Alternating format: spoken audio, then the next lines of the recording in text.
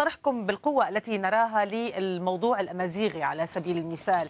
عناوين محددة تطرحونها، يقول كثير من المغاربة أن يعني ليست هي أولويات الشعب المغربي، ليست هي أولويات التعليم والصحة والعمل، الأمور الملحة، وبالتالي يأخذون عليكم أن هناك أجندة سياسية خارجية تتحكم في العناوين التي تطرحونها وتوظفونها سياسيا، تحديدا الموضوع الأمازيغي.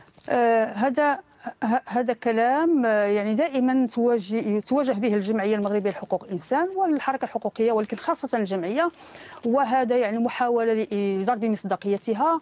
وكل يعني الجمعيات الحقوقيه في الدول غير الديمقراطيه وفي ظل الدكتاتوريه تواجه بهذا النوع من الاتهامات، والدليل على ذلك ان هناك يعني برامج تكوينيه للحقوقيين في العالم كله من طرف معهد جنيف لحقوق الانسان تعلم كيف يواجه الحقوقيون مثل هذه الاتهامات. اذا هذا لا نعيره اهتمام، خاصه وان بعد يعني اعتراف الامم المتحده بعمل الجمعيه المغربيه لحقوق الانسان ويعني الجائزه الامميه التي سلمت للجمعيه ولشخصي كرئيس للجمعيه، هذا كله يعني يؤكد بان هذه الجمعيه لا علاقه لها باي يعني توظيف سياسي، وان مرجعيتها حقوقيه، والدليل على ذلك ايضا ان لها مصداقيه دوليه ولها علاقات كثيره. وهذا من جانب، ثم من جانب اخر فمساله الامازيغيه هي مساله حقوقيه بامتياز، وفي حقوق الانسان ليست هناك اولويات.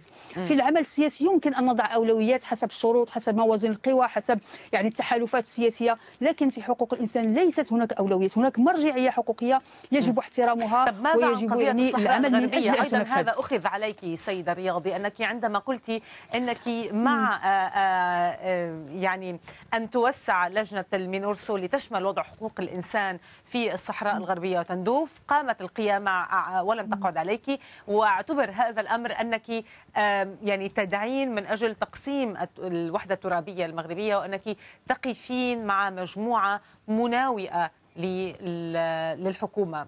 كيف تردين على هذا الاتهام؟ هذه ايضا يعني التهم التي نواجه بها وبعض المسائل التي لا اساس لها من الصحه. فكل يعني المدافعين لحقوق الانسان في العالم لهم نفس الموقف فيما يخص مساله يعني الهيئات الامميه التي تكون مسؤوله في نزاعات في مختلف مناطق العالم. كل هذه الهيئات الامميه لها هذه الصلاحيه المتعلقه بمراقبه اوضاع حقوق الانسان.